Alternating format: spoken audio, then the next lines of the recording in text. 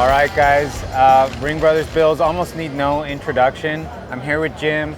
Last year, we got to talk with Mike about Tusk, but you guys brought back another Mopar, another iconic car that they look pretty good right out of the box, a Cuda. Yep. But this one is anything but stock. Obviously, everything, there's so many custom touches on this car. There's a lot of little things that you probably have to have a factory one next to it to see how good this one really is. But immediately, obviously, the biggest thing, the color and the stance, that all stands out. Obviously, this is a Mopar-inspired color, right? It is. Somehow we got the guy to get on board with a pink car, but yeah. We actually did a bunch of spray outs and kept taking the white out of the original one. If you remember, the original color was a little more milky looking. Right. And so we did a few spray outs on it, kind of walked through the shop, and everybody chose the same one, which was this color here. Okay. If it had to be pink, it was going to be that. Yeah. It's a deep, like rich pink. Yeah. But as far as the driveline in it, it's actually a C6 Corvette with a transaxle in the rear, Oh, really? independent. Okay, so you get a lot of that weight back into the car now. Yep, it's all moved back. Okay. That's a big deal. Moved the front wheels ahead 1.5 inches, so we had to make new fenders for it because we wanted to pull the wheels forward. It just gives it a better stance. The whole wheel opening, everything is better? It's pulled forward. Yep. You know, it got the motor and the weight back a little bit by moving them wheels forward. Okay. The interior was all basically, if you like a Cuda, you like the interior. Right. We really didn't want to get too far off of what it was.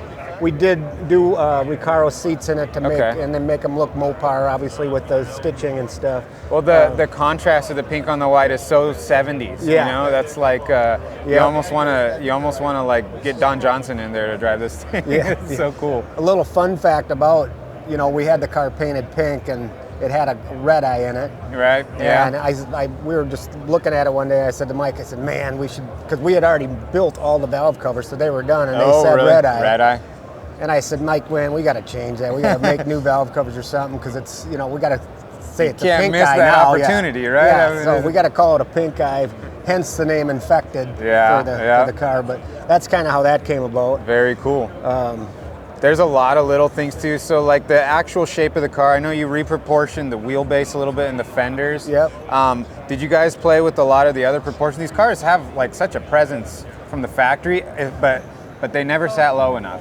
No, and obviously the extension of the rockers really gets that appearance to go. The rockers actually go all the way under the car. Okay. Typical Mopar front fender would be coming off the side of the fender and going under, and then the rocker would bump into it. Yeah. But we cut them off and ran the rocker right through the whole car. Okay. And then set the fenders on top of the rockers, which really cleans that lineup on the bottom. Yeah. Visually, that little touch even just makes the car just, from the profile, it's just so much better. The car is slammed. I mean, it's at right eye. There's no bags. That's where it sits. That's where it runs. And so Roadster Shop chassis? It does have a Roadster Shop chassis in it, yep. Okay. Yeah, I did not know about moving that to the transaxle. It makes sense in a car this size, Yeah. Obviously, there's no seat in the back anymore. It's two big giant wheel tubs with a place to throw a 12-pack. And it's IRS back there too now too. Yep, so I bet this thing handles. The rear quarters are kind of wrapped down all the way around the car in the rear and come in to meet the rear belly pan. Okay. Good place for the tires to sandblast the paint off.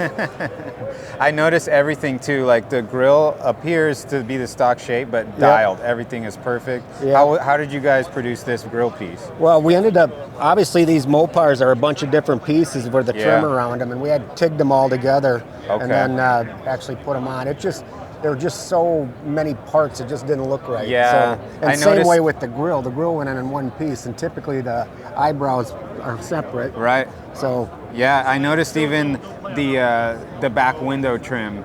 Those never really fit that great. No, and none of the that stock trim profile. Yep, none but of it. all TIG welded, all one piece. Welded it together and went in one spot, and that took a lot fitting back and forth to get that right. I think some of the trend you see is like the flush mount glass on everything. Yeah. But there is something about the trim on this car that just looks right. It kind of keeps the soul of the car. And the car is very it gives off a vintage feel. Yep. But obviously all the finishes are really extremely high end. You really got to stare at it. I mean, we've been off that cliff before, where you know, if you like a '69 Camaro and you put some crazy grill in it, you don't know what it is. I mean, we learned that lesson a long time ago. Yeah. People like these cars for what they are. I think you can improve on them and clean them up, but they still got to look like what they were. Right. Yeah, and these cars have their own unique characteristics. These cars have things on them, especially a Cuda, like the door handles, you know? Those are like love it or hate it, right? So that door handle, we didn't like the door locks in it, so we made new ones. Okay. So that got rid of the keyhole in it. Yeah. So. Yeah, I know that there's certain little things on and a 70 Cuda is like a 1 year only for the grill. It has the best taillights of all the Cudas. I agree with that. And I noticed like you guys kept the same style spoiler, but it's all dialed in. You know, it fits perfect. But to me, it's like immediately when you guys unveiled this car, there's no questioning what it was, but it's almost even cooler that you have to come talk to you to ask all the little stuff that's been done to it. And you know, the wheels, HRE did the wheels on it, and we wanted it to look like maybe it was an old Kreger from that era. Oh, that five-spoke classic design, right? Yeah. It fits the car well, I think. Well, sometimes a design like that is timeless, right? And it's like things come full circle, but you know, modern manufacturing processes and HRE is going to be top of the line for the wheels. So, and then all the engine covers, everything's all dialed one off for this car. And I know you guys have a habit of when you build a car, sometimes those parts end up being able to be like production availability. Anything on this car that you guys are thinking about selling for a Cuda? Not really. I mean, we have all the CAD for the valve covers. We could do that, but then you got to get into what they want on top, and that becomes. But a lot of this stuff is just built from scratch for this particular car. I mean, and it's hard to get a Gen 3 Hemi to look that good and that high end, you know. There's a lot of stuff on them motors you need to cover up. Yeah, there really is. Well, and it's all the plumbing too. Anytime it's supercharged, now it has another cooling system you add into the mix. And packaging. I mean, you guys have everything so cleanly packaged, but I'm sure this is all like accessible and serviceable. We got a whole dumpster full of bad ideas. And then I love your guys' hinges painted. That's something, you know, like your guys' hinges, you see them everywhere. It's like a staple of the RestoMod community building a car. You know, you got to have the billet hinges. You guys make the best ones, in my opinion. And so it's really cool to see them there, but like toned down, matching the car. You know, kind of go away. Yeah, and it's similar. Like it kind of makes you feel like, you know, if you knew what these cars were new, you know, the hinges were painted. But obviously, that's a lot higher quality material, and your guys' design.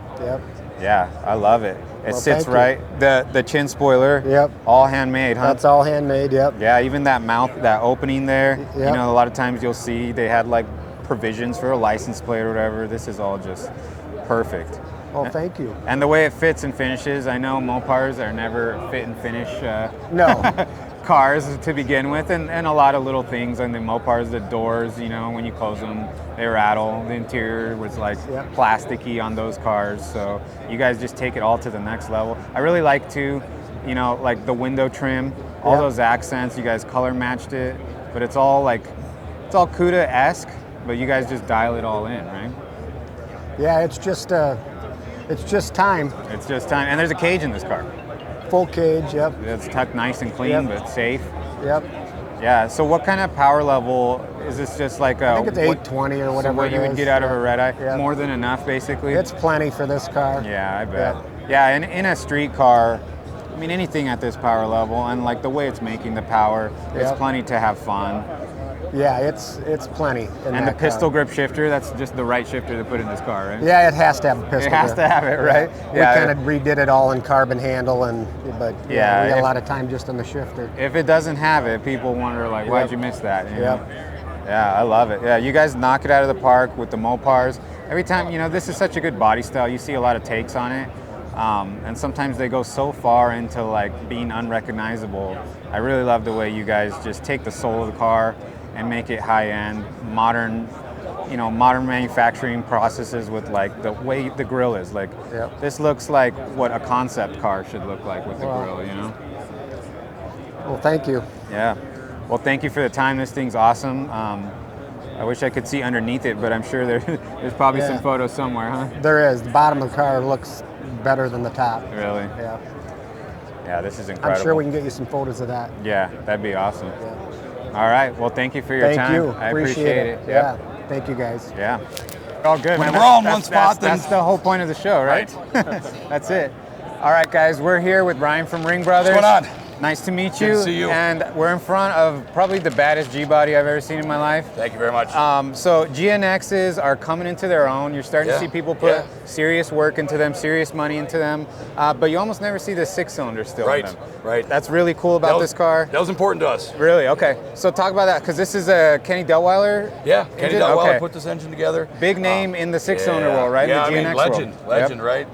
We were super excited to work with Kenny on this engine and to have his engine in this car. And actually, we spoke this morning a little bit, and he's stoked with the response that the car is getting. You know, some of the headlines out there on this car are. You know, they all have the horsepower in that headline, because it's 1,246, right? Right, yeah. 1,246 horsepower on a V6 is incredible. That's crazy. Yeah, out of V6. Yeah, out of V6. Yeah. And, you know, we can't start this thing up in here, of course, but I wish we could.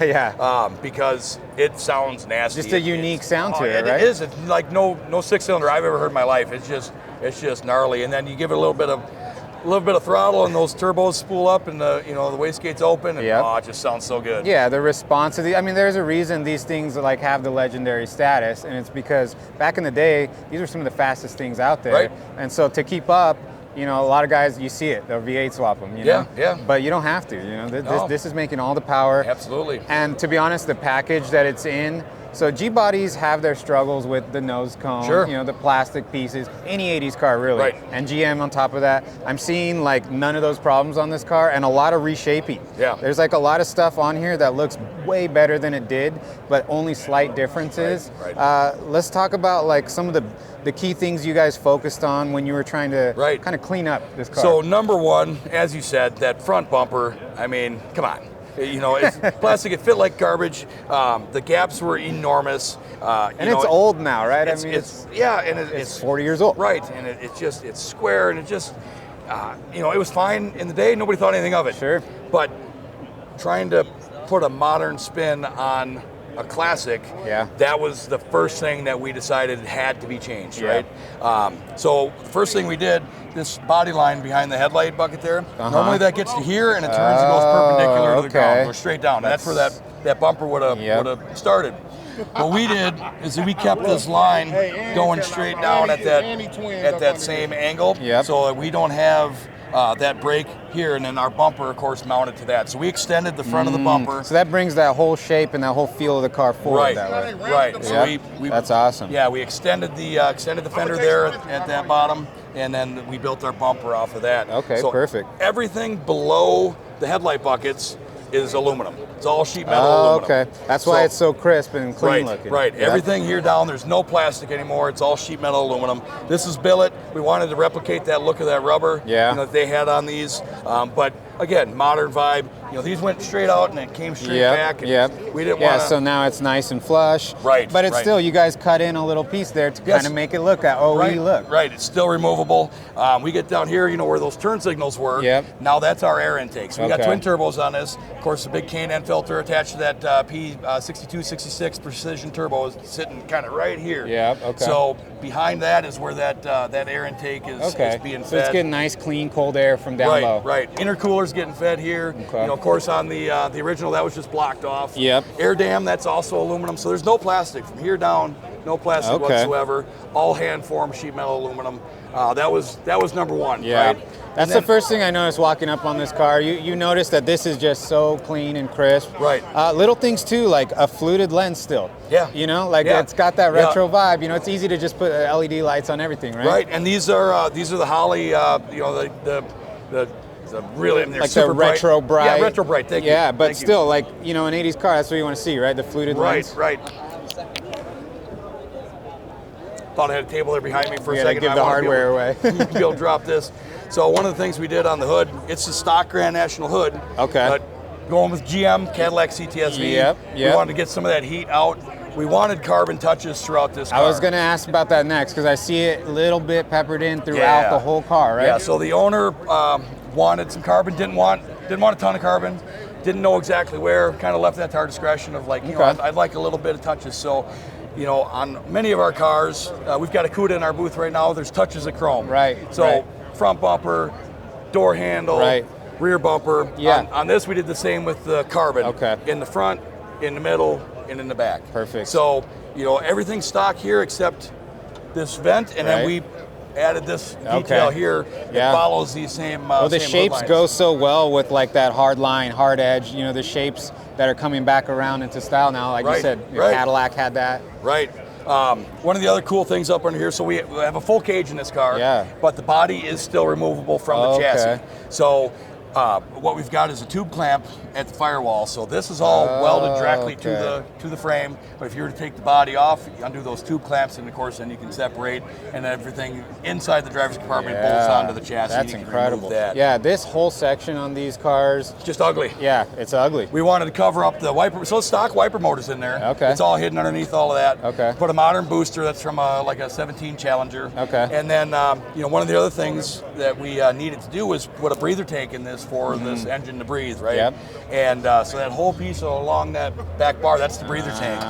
Okay, so it's integrated into the bar. Right. So off of each valve cover, we've got these fittings. They go up underneath, and those filters, of course, are letting it breathe. That's where that's all happening.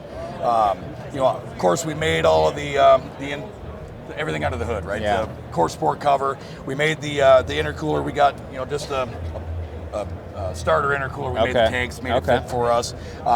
Got with the widths on the radiator. Okay. So the packaging was super important on this car. Yeah. There's so little room. You can see how we've got the tube on the radiator coming out. You've got turbo and wastegate, everything you have to work around. Yeah, right? As soon as you start adding turbos, the piping, the plumbing, the intercooler, all the packaging becomes a nightmare, It becomes tough, yep.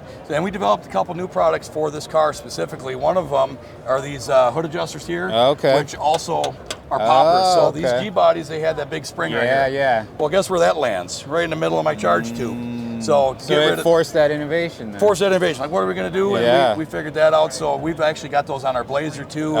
There's a couple other vehicles that we just came out with them. And there's a couple vehicles here at SEMA that have those poppers on them, which made us really happy. Yeah, I mean, and that's what I like about you guys is that, you know, you're doing these custom one-off builds, but some of those parts end up in your catalog, and another builder can use your guys' solution. You know, that's really cool. That's our goal with every car we build, specifically ones that we've never built before. We've never done a Grand National. Right. So anything we innovated for the Grand National, we wanted to do it in such a way that somebody else could use it. We didn't want to build this that it only would work on this particular one because we modified the hood or something like that. You know, we want to be able to have it work for us and also work on a stock Grand National, and that's you know, where those. There's a few other parts I'll show you that do the same thing. Moving back, if you want to get away from the engine a little bit, I mean, I could look at that all day. I don't need to see we can spend all day. HREs, obviously, these kind of look like the M3 wheel, like the E36 M3 wheel, but they look perfect on this car. Yeah, you know, if you think about what the stock Grand National wheels look like, and then you look at these, modern take, it makes sense. It makes sense. It works. This badge I want to talk about for a second because we had fun with this. So the name of the car is INVADR. So we machined that in-house. Dual turbos, of course, you know, instead of this, you know, like the Grand National logo they had. Just the one. With the checkers and whatnot. But then if you look inside of these turbos, see those turbines? So we found CAD for the Precision 6266 turbos, scaled it down, and then 3D printed the turbines so they're an exact replica and they're mirrored in the badge, and then did an epoxy resin pour over it. So we had fun with that. You went too far. Right. These mirrors and more carbon fiber. So we're in the Gentech booth. They made these for us. I called up the guys at Gentech and we said, you know, hey, we got this Grand National. We don't know what we want to do with mirrors. What do you think? This is the shape that everyone remembers seeing, right, on all these GM cars. Yeah, we sent them one of the mirrors off this car, and they scanned it, modeled it, made a billet mold, and started laying some carbon. This is going to be a product that we're going to be selling through Ringbrothers, be a carbon fiber mirror for the G bodies. That's awesome. The other big thing on these cars, the interiors are usually terrible on these cars. Like, stuff's falling apart, it's plastically, it's rattly. This has that same vibe, but all premium materials, like even this floor covering. And I love that you come in, nice clean door sill. Yeah. So everything feels like Grand National. And that was the intent, you know, a modern take. And also, you know, the other thing the owner really wanted was it to feel like a race car. Not to feel like too smooth, too elegant, too RestoMod. They wanted it to feel like a race car, right? So the cage, you know, real kind of in your face with the door bar. You know, the 4-point harness, of course, the Recaros that we modified. Steve that does our interiors, he built the bolsters up. This actually was a Recaro that had the the upper head area with the the pull-throughs. Yeah, because this shape is like what you would see like for the headrest. Right. So we lopped that off, and then he just scratch built those headrests. Okay. Stock console, stock dash, but everything got recovered. Recovered in leather. We had I'll sneak by. Just everything on this thing. We had Dakota Digital build us a custom gauge cluster for this car. There you go. Dakota Digital gauges. Digital in the center will be in big letters. That'll be your boost gauge. Yep. We've got to get that flipped through, and it's yeah. Well, they're all programmable. That's the nice thing about them. Is you yes. can change the color, the center stack, all that good stuff. So good. The roll bar, of course, goes right through the dash. And that was tricky. That was tricky for us because the way that those dashes are put together, like they're kind of a little bit of a bugger to get through there, right? So what we did is we actually made the top of the dash. It looks like a one piece, but it's removable. Oh, okay. So the top flap part with like the airframing and design that comes out. Yeah. And then the lower part can just come straight back. Yeah, these cars, they did have that like very 80s like block put together look, right? Right. Yeah, right. so keeping all that, like what you're in. It's right. just everything is like just way better. Flush mounted the glass. Flush mounted the glass, all this trim, like you guys always do. Yeah. You guys always dial it all in. I wanted to talk about the color too. Yeah. Because it's not black. Yeah, it's not black. It's a point of contention, it seems, on the internet. Is it? Okay. Some people are loving it. And you know what? I'll be real honest with you. Some of the pictures out there, it doesn't do the color justice, right? It's tough when you're inside. Yeah. The owner was adamant that they didn't want it black. They wanted it near black. They wanted a dark charcoal. Yeah. And we are no strangers to controversy. And well, we just talked about a pink car, so yeah, right. Sometimes we upset the masses, and that's just fine because you know what, they're talking about it. Well, yeah, and it's not their car. Right. Right. One other thing, it's talking about a race car vibe. So if you notice, we have air jacks on this. Yeah, we were going to say you can actually get under his car, but air jacks. Yep, and that was the other thing the customer really wanted was air jacks. So we built in onboard system, that tank over there, that 10-pounder, that's nitrogen, 500 PSI, crack the valve, up she goes, 15.1 inches, and you can... Fully serviceable. Yeah, you pull the tires off. And so he plans on using this, playing with this car? They're gonna go race it. That's amazing. Yeah, so these cars had a lot of shortcomings. We talked about the chassis, the interior, the exterior fit and finish. You guys are pretty far up against it when you start with a car that's like a 80s, 90s GM product. Right. And a lot of this stuff is coming around. You see a lot of muscle cars where maybe there's not as much plastic. You guys can redo a lot of that stuff in metal, but now you're having to reimagine some of the materials. You're using carbon fiber. Right. Yeah, that's really cool. Yeah, speaking of carbon, so these cars had a spoiler. Yep. This is our take on the Grand National spoiler. So we laid it up, made 3D printed one and modified it, and then we used that to pull a mold, right? That dip here matches the dip that we put in the air dam. We kind of like that vibe. Yeah. And this will bolt up in the stock location. Yeah, so this will be a product to be able to find on Ringbrothers that's awesome. website down the road. Rear bumper, same treatment as the. So this is all front. That's all aluminum. Aluminum. Yep. Okay. Yeah, and then you got this nice weave pattern throughout the car too that ties it all in. Right. And the cage comes all the way back here. All the way as far back as we could go. Yeah, this is definitely more race car than some of the other builds for sure. So it goes through and then it follows the sail panel, goes right up behind the back window and over top of that quarter window and ties in. If you want, get down underneath. Yeah. We did something kind of trick.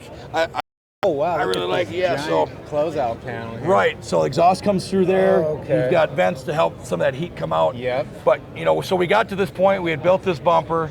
The fuel tank's under here, of course. Okay. Yeah. And we're laying under there, like, boy, you can just see all the way up. You can see all the way up to the taillights, right? It's kind of gross. So, let's do a belly pan on this thing. Okay. So that's what we've got. We brought where that pinch weld would normally be. Yeah. We brought that in, flattened that out, and then the bumper, of course, follows that around, does the same thing. I mean, at a certain point, what this thing's capable of, that's an aero trick too. This would probably help with aero.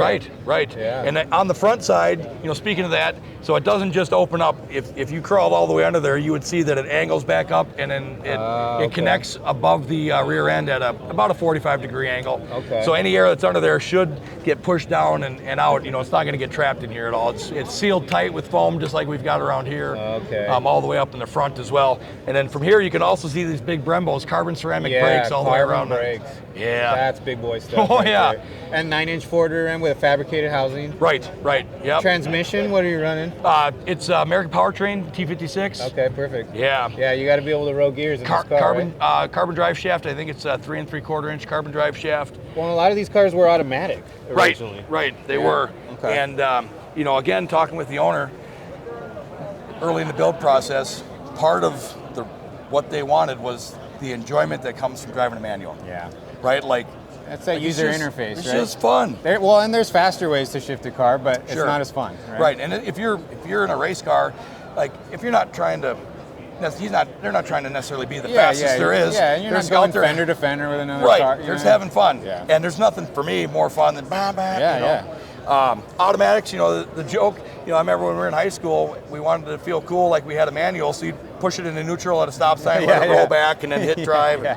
You had to fake it, right? Right. You know, here, we put the manual transmission in, and you know, it's going to be a blast. You know, we haven't been able to really punch it on this thing because we finished it up right before SEMA. Yeah. Did some test drives. Everything's cool. Handles like a dream, but really haven't gotten into it yet. So I'm looking forward. We get back to Wisconsin, put some PPF on this thing. Well, it's going to be different too because the power delivery on something like this is a little bit different, right? It's going to be a new feeling. It is. It is. You know, just the other day, while pulling it in here, honestly, you know, it's one of those where, like, all right, like give it a little bit, you know, make some noise a little bit, and that turbo, it gives me goosebumps, you know, like we hit it a little bit, and it spooled up, and you get that spooling, like, and then everybody, of course, you know, it's a whole different thing. And then they see that it's a V6, and you know, I think that's gonna be a lot of fun for them when they get this car out on the road. That's kind of my favorite part. You guys kept the soul of the car with that, you know, like that's an iconic thing with these cars. Yeah. CO2 over here, so that controls the wastegates. Okay, I was going to ask, you guys have tanks, so this is air jacks? Yeah, nitrogen and CO2 for the wastegates. Yeah, and that was something that Kenny was kind of adamant about, is the controllability of being able to dial it to right where you want it to be. At that power level, you got to have that accuracy. Right. You know, right. You don't want to be messing with that. Yeah. Very cool. And we do have still back seat in this car. You know, the way we design the seats, they can fold forward. Okay. Because they have full intentions of like driving this thing with the kids. Yeah, you could. Why not, right? Seriously, the mom, dad, and the kids, they plan on driving this thing just like that, and they're so stoked, so excited to get it back home. So you've probably been talking about this thing all day. What's one part on this car that nobody asks about, but you know it's there and you've been wanting to point it out or talk about? So Tuesday, Wednesday, we had this down on the ground. Okay. Last night we put it up on air jacks. Okay. That's kind of the one. That's why we did it. Yeah. Right? Because you don't know it's there. You would never know. Right? They're well, it's a ton of work to get that whole system integrated. Oh man, it was a lot. Different level, right? It was a lot. Because in a race car, all that stuff can be exposed. Yeah, it doesn't matter. You can have the hoses whatever. wherever. Here, we needed to make it look good. So the in the rear, they're hidden by the quarter panel covers, but in the front, we've got kick panels that actually are the air jack support tube. So if you look in there, it's kind of rounded. And that's what that is. Is the air jack is going up into there, but it just looks like a kick panel for the for a speaker or something. But there's not actually speakers in there. It's an air jack. You guys did a great job. Packaging is always like a big part of a build, right? Yeah. And the more things a customer has that they want, right? Yeah. the car doesn't get any bigger. Right. And then so. The underside of the car needs to be as pretty as the top side. Right, yeah. And the interior needs to be just immaculate. Yeah. But we needed to get nitrogen lines, air jack lines, the batteries back here, the amps back here, the e-brakes back here, the fuel tank, fuel lines, all of that all has to run through the body. And what we did is we built a false floor. So there's another thing that nobody sees unless you talk about it. Right? So if I bring it around here quick. So it just looks like a really nice smooth floor. In actuality, this unbolts and would lift up, and there's a big tray that runs through the seat riser all the way through the back. This is another panel that covers part of where that's coming through. This rocker piece that just looks like the rocker, that if you took this sill off and you took these pieces off here, this whole rocker would come off, and there's all wiring, there's air jack plumbing that's all running through here. So we raised that stuff up to give us room to run all of that. There's so many systems on this car that you had to create your own space, right? For all that. Right. Wow. And on this one. So the body does separate from the chassis. Yeah. Unlike some of the other cars we do where we unibody it, yeah. It's belly pan, everything's super smooth. What we didn't want is to crawl under here and be able to see fuel line and wires and air jack hoses. It has to go somewhere, right? Right. But also that keeps it, away from, road debris and rocks and stuff. It looks like the rockers are all dialed in. You guys have like a whole different panel turning down under the rocker. A rocker cover right here that goes down to the chassis, and it was one of those things where we're looking at the pinch weld down here, and it just looks ugly. Yeah, yeah. So it's an unfinished got rid part, of that right? and made these aluminum pieces that cover those rockers there. Yeah. And then anyone that's ever gotten into a GM car, they remember this, but just a little touch of carbon. Yeah. Yep. Just Very a little cool. bit. You bet. Still use a key? Yes. I love that. Absolutely. I love that. Very cool. Well, thank you. I mean, this thing stands out. Like you said, like the color choice actually drew me in. Yeah. It was kind of cool to see not a black GNX. Right. And then that it had a V6. Yeah.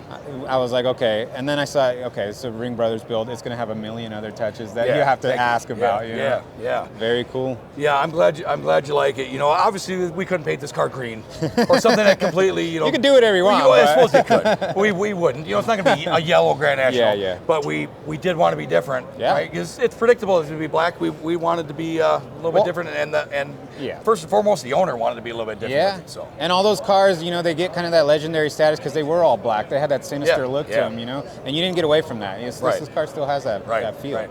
Very cool. Thank you so much for your time. Pleasure. Appreciate Absolute it. pleasure. Thank you. Thank you.